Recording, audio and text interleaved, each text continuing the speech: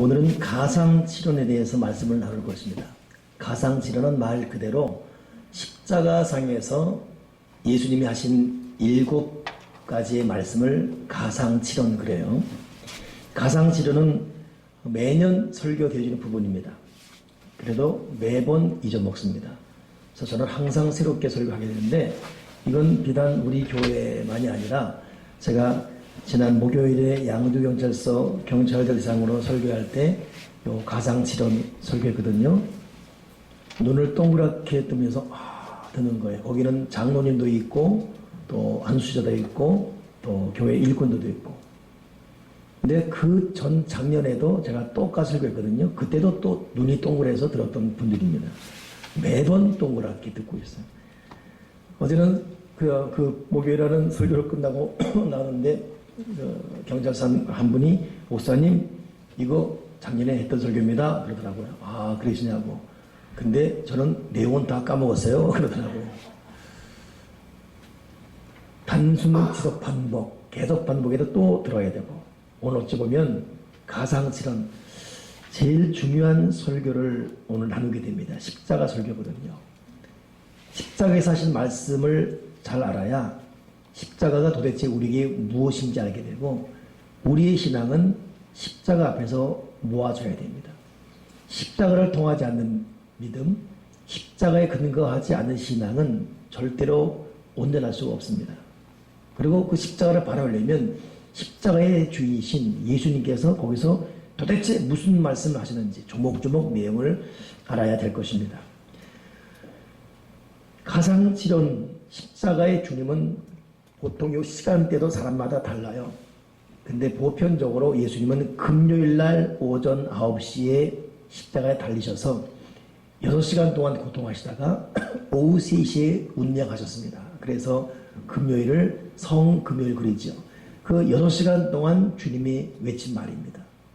십자가에 달릴 때 예수님의 양손과 양머리는 대못이 바뀌었고, 머리에는 사람 손가락 굵기보다 더 큰 굵기, 길고 그런 날카로운 가시로 만든 면류관이 사람 예수님 머리에 진 눌려져서 그 굵은 이 가시는 예수님의 살과 그 속 머리뼈까지 닿을 정도의 난잠을 이뤘죠. 그래서 예수님은 찢긴 이마에서 흐르는 피로 얼굴이 번복되었고, 손과 발에 흐르는 피로, 또 나아가서 창에 심장이 터지면서 예수님은 온 몸이 피로 피 번복되어 있었습니다.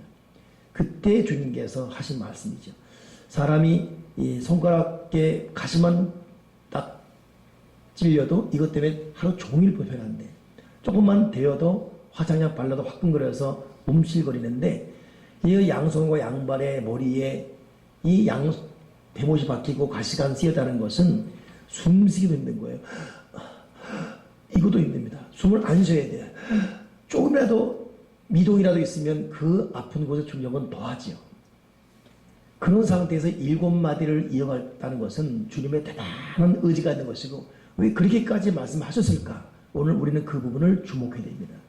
그 고통 가운데, 숨쉬기도 힘든 가운데 하신 천마디의 말씀이 뭐냐? 누가복음 23장 34절에 보니까, 아버지여 저 사람들을 용서해 주십시오. 그들은 자기가 하는 일을 모르고 있습니다.希腊의 철학자 솔로는 아테네 사람들을 두고 한 말이 뭐냐면, 아테네 사람들은 개별적으로 보면 모두 여우처럼 영리한데 일단 뭉치면 너무나 우둔하다. 이 말은 여러분 비단 아테네 사람들에게만 해당되는 말이 아니고 우리 개인적으로도 부끄러고 창피해서 하지 못할 말들이 이런 사람들이 모여놓으면 거리낌 없이 말하고 행동할 때가 많습니다. 보통 남성들은 평소에는 참 젠틀맨이고 점잖한데 예비군 훈련, 예비군 복만 입혀놓으면 개차가 안 되거든요. 막 휘바람 휙 부르고 단체로 막 오줌 싸고 지나가는 여자 막 희롱하고 괜히 길거리 막 앉고, 이렇게 말은 저도 그랬던 적이 있어요. 왜 그런 건 몰라요. 근데 예비군 벗어놓으면 또 멀쩡히 제자리 돌아가고, 이게 이 군중심리, 잘못된 군중심리, 이게 사람을 그렇게 만듭니다. 특히 한국 사람도 고질적인 그런 게 있지요. 예? 흔히 말하는 지역 감정도 우리가 남이가 뭐 이러면서 뭉쳐놓으면 뭐 대책이 없는 거예요. 성경에도 이런 군중 심리가 있습니다. 가늠하다 붙들린 여인 하나가 돌에 맞아 죽게 됐지 않습니까? 근데 사실 그 여인 하나가 남자 한 사람과 만나서 하소연한다면 동정하고 같이 울어줄 수 있는 그런 부분입니다. 근데 같이 모아놓으니까 자기들은 죄 없는 것처럼 저 여자를 죽여라 돌로 치라 소리를 버럭버럭 지르지 않습니까? 이것은 이 고난주간이 시작되는 바로 오늘이 종려주일인데 이 종려주일도 마찬가지예요. 종려주일은 예수님께서 예루살렘 입성할 때 군중들이 종려가지 흔들며 다윗의 예수여 호산나 왕이시여 막 외친 것을 기념해서 종려주일 예수를 예루살렘 입성한 날을 기념하지 않습니까? 근데 그 많은 군중들이 정작 종려주일 시작되고 다음날 월화수목금 5일째 되는 날은 똑같은 사람들이 폭도로 바뀝니다. 저 예수를 죽이라고 버럭버럭 소리 지르고 오늘 그 적나라한 이 타락한 잘못된 군중심리가 십자가 앞에 그대로 드러나고 있습니다. 고소하고 조롱하고 흉보고 욕하는 이 모습들. 근데 이 모습 앞에 주님께서 하신 첫마디 말이 뭐냐? 아버지, 저들을 용서해 주십시오. 저들은 자기들이 하는 일을 모르고 있습니다. 온 힘을 다해 주님이 하신 말씀 뭐냐? 하나님 용서해 주십시오. 여러분 명심해야 됩니다. 그렇게 십자가는 저와 여러분이 지은 수많은 죄를 향한 용서의 선언입니다. 주님께서 그 고통 가운데도 바로 이 말씀은 반드시 해야 하셨어요. 온 힘을 다해 용서해 주십시오. 용서해 주십시오. 그러니 여러분 하나님의 사랑은 십자가에서 다 나타난 거예요. 주님이 온 피를 다 흘리면서 그 피의 마지막 정서로 저들을 용서하십시오. 자기들이 한 죄를 모릅니다. 이 말 한마디가 우리를 완벽한 용서받은 사람으로 만들어버렸습니다. 그러니 우리는 십자가를 볼 때 주님의 그 용서와 사랑 선언이 있다는 것을 잊지 말고 저 십자가에서 저 피에서 내가 다 용서받았다. 이 은혜로 십자가를 바라보기를 주님의 이름으로 축원합니다. 두 번째 이 주님이 하신 말씀이 뭐냐? 누가복음 23장 43절에 오늘 네가 정녕 나와 함께 낙원에 들어가게 될 것이다. 오늘 스크린에 있는 것은 좀 더 쉬운 말로 써놓은 것이고 오늘 네가 함께 낙원에 있을 것이다. 여러분 이 말은 예수님 십자가 못 박힐 때 오른편 왼편에 강도와 같이 못 박혔습니다. 십자가는 여러분 예수님만 달린 게 아니에요. 그 당시 한 번에 2,000명씩 달린 적도 있었고 로마에 대항하면 다 죽었으니까 정치범들은 무조건 또 정치범이 아니지라도 흉악자들은 십자가에 못 박혔어요. 예수님은 이것도 저것도 아님에도 불구하고 모함에 의해 달렸죠. 그래서 전해지는 전설에 의하면 예수님 옆에 있는 사람들은 정치범이라기보다는 흉악범, 살인죄, 그것도 몇 사람 죽인 그런 살인죄에 해당되는 사람일 거라는 추측이 있습니다. 지금 오늘 네가 나와 함께 낙원에 있을 것이다. 이 말은 바로 그들을 향한 말입니다. 오른쪽 왼쪽 한 사람에게. 근데 이 말이 굉장한 의미가 있다는 걸 우리 잊지 말아야 돼요. 보통 우리 너무 쉽게 접근해서 아 그렇구나 강도가 사람 여러 죽이고 마지막 죽을 때 나를 기억해 주세요. 이 말 한마디 때문에 구원받았다. 야 구원 쉽네. 결코 여러분 그렇게 가볍게 받아들일 말이 아닙니다. 예수님은 찰스 펄천 목사님에 의하면 빌라도 법정에 설 때가 금요일 새벽 5시경이에요. 그래서 새벽 이 찰스 펄천 목사님은 십자가의 신앙은 반드시 새벽에 무릎 꿇어라. 주님은 십자가 달리기 전에 이미 빌라도에게 신문 받을 때가 새벽 5시였다 그래요. 그리고 6시, 7시, 8시, 9시 4시간 동안 조롱당하고 끌려다니기를 그리고 9시에 못이 박힌 거예요. 신앙인은 오전 9시부터 아니 새벽 5시부터 하루 종일 그 금요일을 말 그대로 거룩한 성금요일 십자가의 피 흘림의 날로 우리는 묵상해야 되지요. 근데 사람이 보통 어떤 사건에 몰렸다가도 볼 것 다 봤으면 또 왜 그런가 그 모임의 이유 알면 보다가 그냥 가버립니다. 누가 처음부터 마지막까지 어떤 집행관이 아니고는 다 떠나가잖아요. 사실 다음 달 다음 달 5월 14일이면 저희 교회 주관으로 양비원 전체가 동참하는 제2회 위대한 축제가 있습니다. 이번에는 작년과 다르게 좀 퀄리티가 높아요. 그래서 CTS가 현장 중계에서 전국의 방송을 띄기도 하고, 또 그 중심에 선명의 합창단이라고 참 모시기 힘든 팀이 와서 찬양하고, 그 외에 여러 백으로 또 여러 어떤 백그라운드의 팀들이 또 쓰기도 합니다. 문제는 그 선명의 합창단이 5시 마치기 전 3시 반, 약 4시경에 쓰게 됩니다. 근데 이 위대한 축제는 12시까지 되거든요. 바자회 다 오고, 음식 바자회, 물질 의료 바자회 다. 왔다가 누가 그까지 있겠어요? 그러니 지금 고민이에요, 기도가. 정말 중요한 시간에 다 떠나가 못할 것인가. 사람은 기다리지 않잖아요. 십자가도 마찬가지입니다. 주님이 십자가 달리셔서 피 흘리며 죽어갈 때쯤 됐을 때는 아침에 봤던 사람들 떠나갔습니다. 그들이 떠나간 이유는, 아이고 꼴 좋네, 하나님의 아들이 아니었네, 뭐 볼 거 다 봤네, 더 이상 미련도 어떤 기대도 희망도 믿음을 가진 사람도 그 믿음도 없는, 어찌 보면 이 강도는 옆에서 너무 정확하게 하나님의 아들이라는 사람이 허무하게 무너지고 숨도 못 쉬어서 이런 순소리 다 듣고 있고, 똑같이 피 흘리고 똑같이 고통하는 거 다 본 거예요. 이거 뭐야, 사기꾼이었나? 충분히 그럴 만한 근거를 바로 옆에서 보고 있습니다. 믿음이 있는 사람도 믿음을 버릴 수밖에 없는 적나라한 현장을 보고 있습니다. 믿음이 없는 사람은 아예 믿음을 영원히 갖지 않을 각오를 할 만한 그런 현장 목격을 하고 있습니다. 근데 그 사람 입에서 나온 말이 뭐냐면, 내가 당신을 믿습니다. 당신 나를 임할 때 나를 기억해 주세요.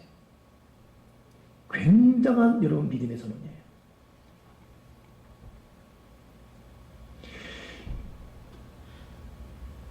예수 이렇게 믿었는데 된 게 없어요. 자식 농사 된 거 없고, 자기는 몸 아프고, 그렇게 11조 했는데 사업 된 것도 없고, 여전히 빚져 있고, 죽도록 교회밖에 모르고 왔지만은 다른 사람에게, 친척들에게 손가락질 받고, 그런데도 이 사람 마음속에서 주님, 나 주님 사랑합니다. 여전히 기도 자리 지키고 있고, 여전히 사역자로 살아가고 있고.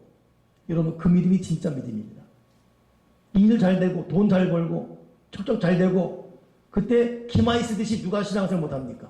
칭찬받고 격려하고 교회에서 인정해주고 박수 쳐주고, 그럼 이 보편적 준대로 믿는 믿음은 다 할 수 있습니다. 그러나 이 사람 믿을 수가 없어요. 요셉이 왜 믿음이 위대하죠? 구덩이에 떨어져도 주님이 나와 함께 한다는 것. 모함받아서 감옥에 가도 주님이 나와 함께 한다는 것. 죄의 유혹 물리치는 가운데 도리어 일이 어려워진 걸 알면서도 하나님이 날 보고 있다. 이것 때문에 하나님을 버리자는 그 믿음.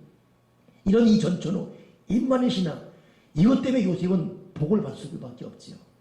어찌 보면 여러분, 강도는 단순한 말 한마디의 이 고백이 아니라, 이 사람은 어찌 보면 우리가 보통 넘볼 수 없는 정말 그 찰나 시간에 자기도 죽고 똑같이 죽어가는 사람을 믿음으로 고백한다는 것은 굉장한 믿음입니다. 여러분, 지금 우리의 믿음이 살아있습니까? 내 현실, 내 입장, 내 처지, 내 질병, 내 가난함, 내 실패, 내 좌절, 이게 도대체 뭔가라고 때로는 허무하기도 한 이 현실에서도 내 믿음이 살아있습니까? 가장 외롭고 가장 비참해도 순간에도 그 이름을 불러준 그 강도, 흉악하지만 그 강도, 예수님은 그를 놓치지 않았어요. 네가 오늘 나와 함께 낙원에, 천국에 있을 것이다. 그러니 여러분, 이 말은 어떤 요행에 근거한 고난이었고, 주님이 선심해준 말도 아니었고, 이건 진짜 믿음에 대한 주님의 감격스러운 고백인 것입니다. 이 강도의 이 믿음의 고백 때문에 얼마나 용서받기 어려운 죄를 지은 자녀들도, 그런 자녀들도 수많은 부모들이 이 말씀에 희망을 얻었으며, 얼마나 많은 지독한 범죄들이 이 말 앞에 믿음의 위로를 갖고 다시금 믿음의 길을 돌아오게 되었습니까? 어찌 보면 가상실은 다 중요하지만 이 강도의 고백, 이 고백은 믿음의 정수를, 우리가 꼭 본받고 목적해야 되는 믿음의 진수를 보여주고 있습니다.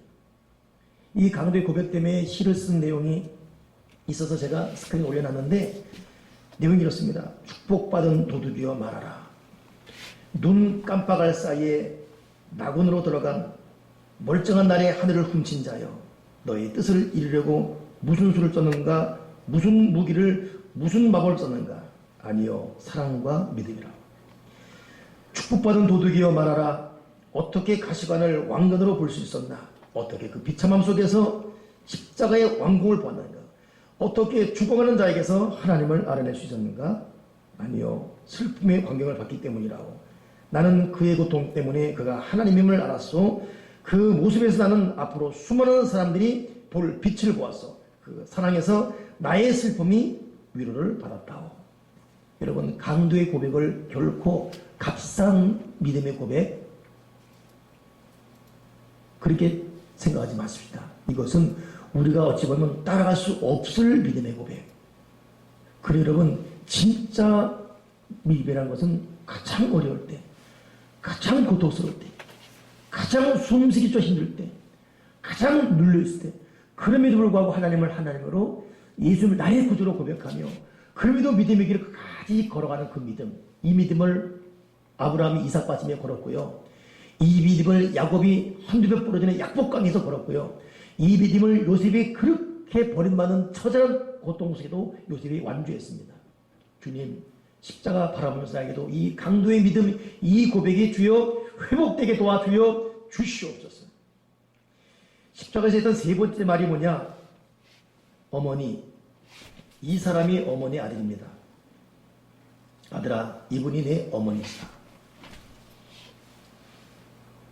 사실 선교 초기에 한국 기독교는 불경선 종교, 불교의 종교로 낙인지었습니다. 그 이유는 제사를 금지했다, 이 이유지요. 여기에 기름에 불 붙듯 성경에도 나의 복음을 위하여 집이나 형제자매나 어미나 아비나 자식을 버린 자는 축복을 받으리라. 야, 이런 논리를 어떻게 받아들이겠습니까? 사실 그는 성경을 외면하고 기독교 증인들은 자기 불을 막시하는 놈들이다라고 아예 예수를 안 믿기로 작성했죠. 성경에 보더라도 또 예수님이 걱정스러워 육신의 동생이 찾았을 때 예수께서는 단칼에 냉대하시면서 누가 내 형제요 자녀요 자매요 부모냐 아버지의 뜻을 행하는 너희 모두가 내 형제 자매다라고 육신의 동생을 민망하게 했습니다. 이런 이 말씀들, 이것 때문에 사실 기독교 욕을 먹지요. 그래서 제사도 지내야 되겠고 가정도 챙겨야 되겠고 때로는 술도 담배도 되겠고 그렇다고 예수를 안 믿을 수는 없고 그래서 상당 부분 천주교로 옮겨간 사람도 많은 것이 솔직한 우리 한국 사회의 현실입니다. 그러나 정말 그러겠습니까? 그렇지 않습니다. 구약은 어마어마할 정도로 부모를 향한 효를 강조하고 있습니다. 오죽하면 부모에게 불효한 자에 대해서는 까마귀 가서 그 눈을 폐기하라 하겠습니까? 부모를 저주한 자 반드시 죽이라라고 율법에 명시하고 있습니다. 주님도 극도의 고통 가운데 숨을 못 쉴 상태에서도 여러분 가시관에 찔려서 이마가 찢어져 뼈쪽까지 박히는 고통 가운데 그 피는 그냥 피가 아니라 선의 낭장 온 얼굴을 피로. 그래서 스페인 성경에는 예수님의 그 상태를 두들겨 맞아서 햄버거에 떡이 된 고기에 비유하는 듯 예수님 얼굴을 표현하고 있습니다. 그러니 피가 얼굴을 범벅에 되면 눈이 안 보이는 상태입니다. 피에 가려서. 그런 와중에 주님은 자기 육신의 어머니 찾고 있어요. 평생 자기를 위해 기도하고 자기를 지켜주고 온갖 모욕과 비방과 네 아들이 미쳤다라는 이단들이 들으면도 끝까지 여러분 성경 보게 되면 마리아가 울었다는 말이 안 나와요. 마지막까지 십자가 지킨 사람도 마리아입니다. 그죠? 마리아가 십자가 앞에 서 있었다 이렇게 나와요. 서 있었다. 그 서 있었다. 끝까지 그 어려움, 그 고통 가운데도 십자가 앞에 그대로 서 있는 이 마리아의 믿음. 주님은 육신의 어머니 마리아를 보고 있습니다. 어디 있는가 보고 있습니다. 여러분 한번 눈여 그려보겠습니까? 육신의 어머니 마리아를 찾는 그 예수님의 모습. 이쪽 두리번, 저쪽 두리번. 꼼짝 못해요. 수는 못. 이런 상태에서 이쪽 두리번. 어머니 보세요. 아들입니다. 또 이쪽 두리번하면서 아들아 보라 네 어머니다. 끝까지. 저는 이번에 한 주간 동안 요셉의 축복 설교하면서 제 개인적으로 참 많은 깨달음과 은혜를 받습니다. 그리고 그 여운이 어제까지 있었고 어찌 보면 요셉의 생애는 5번 설교를 1시간 반씩 이렇게 했음에도 불구하고 아직도 못하는 소리가 많을 정도로. 근데 한 가지 말하면 요셉은 어마어마한 성품의 사람이에요. 요셉은 그런 축복을 받을 수밖에 없는 큰 성품의 사람이에요. 그 성품의 또 하나가 뭡니까? 자기 아버지 야곱에 대한 걱정이에요. 아버지 잘 계시는지, 아버지 잘 계시는지, 아버지 빨리 오세요. 아버지 내가 봉양하겠습니다. 아버지 걱정하지 마세요. 아버지 배에서 난 모든 식구들 내가 다 숨기겠다. 그것만입니까? 형제들이 자기를 죽이려고 그랬어요. 루벤 아니었으면 구덩이 빠르기 전에 목 졸려 죽습니다. 칼 맞아 죽든지. 그래 형들입니다. 그 형들을 20년 만에 만난 거 아니겠습니까? 근데 그 형들을 용서해요. 용서하는데 격려하며 위로하며 형들이 벌벌 떠는데 형들 겁먹지 마세요. 하나님이 하신 일입니다. 하나님께 나를 이렇게 먼저 보낸 것인가 걱정하지 마세요. 내가 형님들과 형님 자손들 조카들 내가 다 키우겠다고. 거기 흔히 말하는 한번 따져본다 쓰고 일단 그건 그렇고 한번 일단 짚고 넘어갑시다. 형 그때 그렇게 말할 수 있습니까? 뭐 이런 짚고 넘어가는 것도 없어요. 무조건적인 용서입니다. 그리고 격려하고 위로하는 그 인품, 그 인격, 그 성격, 그 성품 거기 하나님은 큰 복을 내려주고 있습니다. 그러니 베란다 얘기지만 우리가 아직 멀었지요. 우리는 미움도 있고 다 뭐 사랑이 있고 온유하다지만 다 도토리 키재기고 우리는 끝까지 짚고 넘어가고 따질 건 따지고 그러니 우리는 아직 멀었습니다. 여러분 성령이 충만하면 다른 사람의 허물이 허물리지 않는데요. 받은 배신감도 배신으로 남아있지 않습니다. 이 성령의 불결이 다 덮어버리기 때문에 그저 용서, 그저 격려, 그저 관용, 그저 사랑스러움, 그저 위로함 이게 요셉의 성품입니다. 오늘 예수님 십자가에서 우리에게 너무 중요한 말을 하고 있죠. 어머니 아들입니다. 아들아 보라 네 어머니다. 세례 요한, 이 사도 요한은 이 말 듣고 평생 마리아 죽을 때까지 에베소에서 마리아를 예수님을 대신해서 모십니다. 여러분 십자가 사랑은 나의 구원, 내 용서, 천국 이것만이 아니라 십자가 보는 사람은 네 부모에게 효도해라. 십자가 신앙은 부모 효도입니다. 십자가 사랑은 형제 사랑이에요. 십자가 신앙은 부모 형제 사랑인 줄 믿습니다. 다시 한번 여러분 우리가 십자가 앞에서 두려워하고 배은망덕하고 합당치 않은 모든 악함을 다 물리쳐내기를 주님의 이름으로 축원합니다.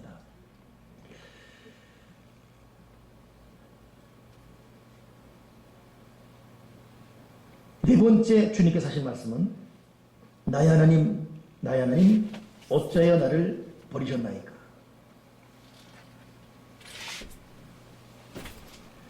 사실 마지막 운명하기 직전에 다다라서 하신 말씀입니다. 여러분 이 말은 진실로 주님께서 버림받았다는 것을 말하지요. 하나님이기 때문에 버림받은 척이 아니라 진짜 버림받았습니다.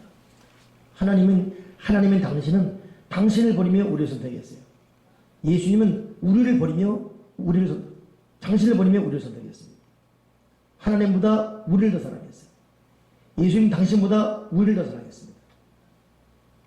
진실로 버림받은 척이 아니라 진실로 버림받은 적나라한 모습이 그대로 기록되어 있습니다. 그러니 십자가 볼 때마다 진실로 하나님은 십자가에서 나를 대신해서 당신의 모든 걸 버리시고 우리를 선택했구나. 요즘 우리의 마음을 참 슬프게 하는 것은 요즘 부모가 자식을 죽일 일이 많이 있지 않습니까? 잊을만 하면 또 터지고 엊그제 또 터졌잖아요. 오줌똥 못 가려내고 또 욕조에서 죽여버리고 도대체 이런 일이 어떻게 있을 수 있습니까? 그러나 하나님은 자기를 버리며 우리를 살렸습니다. 오늘 내가 나를 버리며 너를 살렸다. 이걸 알라고 십자가에서 네 번째 말씀 어째 나를 버리십니까? 이 말씀을 그대로 준 것입니다. 저와 여러분이 하나님 앞에 그런 사랑을 받고 있다는 걸 잊지 마십시오. 다섯 번째 주님께서 하신 말씀이 뭐냐면 내가 목마르다. 내가 목마르다. 여러분 예수님이 정말 목이 말랐을까요? 물론 그럴 수 있습니다. 심한 출혈 때문에 갈증이 크게 달했죠. 이때 로마 병장 하나가 신포도주를 예수님 입에 줍니다. 근데 주님이 이 신포도를 거부하십니다. 그 이유는 진통제 역할을 했던 이 신포도를 거부하심으로 스스로 받아야 했던 고통을 마지막 한 방울까지 다 받기 위해서. 당신 포도는 마취제예요. 이 마취 때문에 몽롱한 상태에서 십자가 진다고 하고 싶지 않았기 때문입니다. 그냥 맨정신 그냥 그대로 우리를 향한 사랑, 우리를 향한 축복, 이걸 위한 이 고통을 다 겪으신 것입니다. 여러분, 주님의 십자가는 생생할 정도의 고통이었습니다. 또 한 가지는 예수님을 진정 갈급하게 만들었던 갈증은 신포도주로 해소할 수 없었던 내적인 갈증이요, 영적 갈증입니다. 즉, 우리의 진정한 갈증은 돈이나 명예나 세상 쾌락이나 육체적인 종력으로 채울 수 없다는 것은, 너의 갈증은 나를 통해 해소된다는 것이에요. 우리 지금도 우리의 갈증을 해소하려고 얼마나 많이 분정에 다닙니까? 그런 사람은 영원히 목마를 수밖에 없습니다. 그러나 십자 앞에 오는 사람은 이 마음의 평안, 이 마음의 회복 일할 줄 믿습니다. 그러기에 사람 눈으로 볼 때는 참 사람이 없어 보이고 힘들어 보여도 왠지 모를 마음의 자유와 그 기쁨을 사는 것은 그 속에 믿음의 힘이 있어요. 주를 향한 신뢰가 있습니다. 이것이 그에게 온갖 영적, 육적 괴로움, 갈증을 이기게 하는 힘인 것입니다. 여러분, 십자가는 우리의 갈증을 해소하는 능력입니다. 수고하고 지친 우리들이, 목마르고 갈등하는 우리들이 십자가에서 목이 죽여지고 생수를 얻고 살아갈 힘을 얻게 될 줄 믿습니다. 십자가 바라볼 때마다 지친 우리가 새로운 힘과 용기를 받게 될 줄 믿습니다. 여섯 번째 주님이 하신 말씀은 다 이루었다 합니다. 다 이루었다.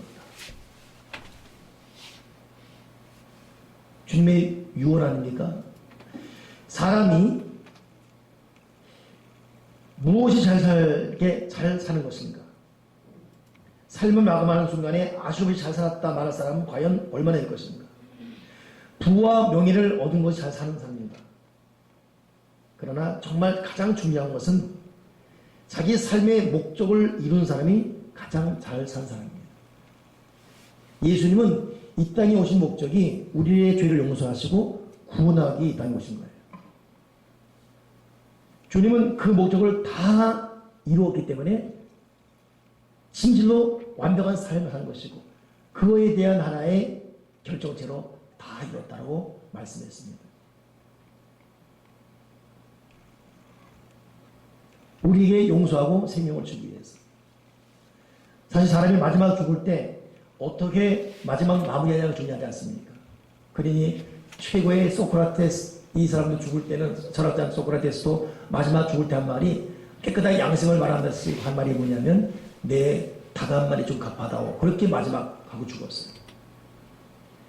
힘이 없다고 그렇게 떠들었던 니체도 마지막에 창문 열어달라고 내가 미칠 것 같다고 하면서 창문을 향해 울부짖다가 죽고 말합니다. 죽고 말았습니다. 성세라 스님도 그만큼 한국 불교의 최고는 그 고성도 마지막 죽을 때 내 영혼은 지옥으로 가는구나.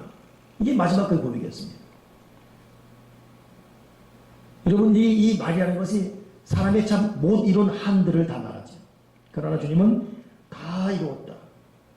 우리의 구원을 완성했고 우리의 사랑을 완성했고 우리의 삶을, 사순절을 여러분 영어로 렌트거든요. 이 렌트라는 것은 새로운 시작이라는 뜻입니다. 그러니 사순절 고통은 주님은 우리를 위해 고통 다 당하시고 우리에게는 새로운 꿈, 새로운 미래, 새로운 축복, 새로운 행복을 주신 것이에요. 봄의 의미가 렌트 사순절 의미입니다. 새로운 시작의 의미가 그 시작이라는 것이에요. 그러니 여러분, 오늘 주님께서 이 다 이뤘다 말 앞에 우리의 모든 것이 완성됨을 믿고 오늘 주님으로 말미암아 다시금 믿음 안에 복되게 살아가시는 저와 여러분 되기를 주님의 이로 축원합니다. 마지막 일곱 번째 주님이 하신 말이 뭐냐면 아버지여 내 영혼을 아버지 손에 맡깁니다. 이것도 마찬가지로 사람이 죽을 때 잘 죽어야지요. 살았을 때와 똑같은 모습으로 죽는 것이 잘 죽는 죽음입니다. 다시 말하면 살았을 때 삶을 대하는 태도와 죽음을 앞두고 죽음을 대하는 태도가 똑같은 것이 정말 잘 살았고 잘 죽는 거지. 저는 목회하다 보니까 죽을 때의 모습을 참 많이 겪습니다. 생각하기 싫을 정도의 어떤 죽음을 맞이한 분도 있었어요. 안 죽으려고. 교회에서는 참 중직인데 불구하고 참으로 평생 사는 분이에요.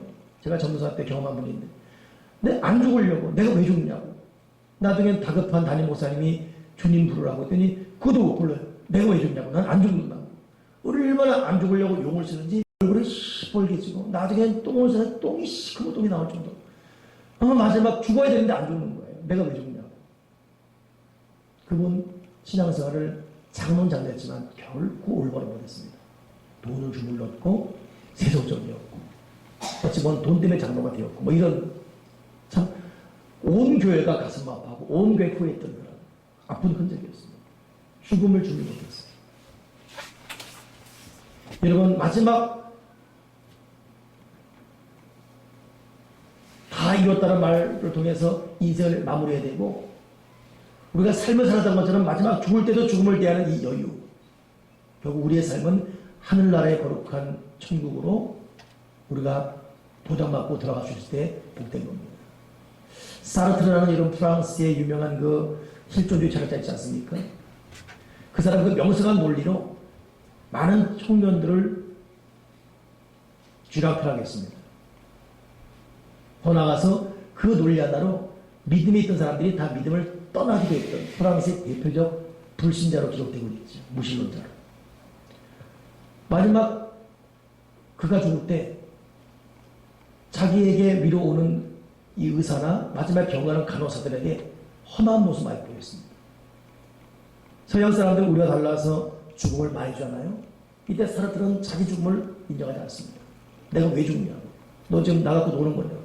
나중에는 이 위로, 위문, 이 치료하러 오는 간호사를 쫓아내기도 하고, 심상을 흔들기도 하고, 의자를 발라차기도 하고, 결국 그도 죽었습니다. 사르트르 죽은 이후에 일주일 낼 때, 그 사람의 생애를 고백하면서 다들 칭송했지요. 근데 어느 문득 한 기자가, 근데 왜 마지막 죽을 때 참 부끄러운 모습을 보였을까요? 그 기자의 질문에 대해서 한 유명한 목사가 했던 말이 회자되고 있습니다. 사르트르는 갈 곳이 준비되지 않았습니다. 자기가 갈 곳이 준비되지 않으니까, 갈 곳이 없으니까 마지막까지 삶에 대한 애착으로 몸을 익히는 이 최고지성의 이 모습. 여러분, 최고지성도, 최고 권력자도, 최고의 부자도 갈 곳이 준비되지 않았을 때 그런 허무하게 무너진 것이고, 그 불안, 그 무너진 심령, 이유로 나올 수 없습니다. 여러분, 오늘 주님은 다 이렇다 말씀하시면서 우리의 마지막 목적지가 하늘나라 거룩한 아버지의 풍요를 말했고, 그분 오신 그곳으로 다시 곧 돌아가면서 내 영혼을 아버지의 손에 맡기나이다 말씀했습니다.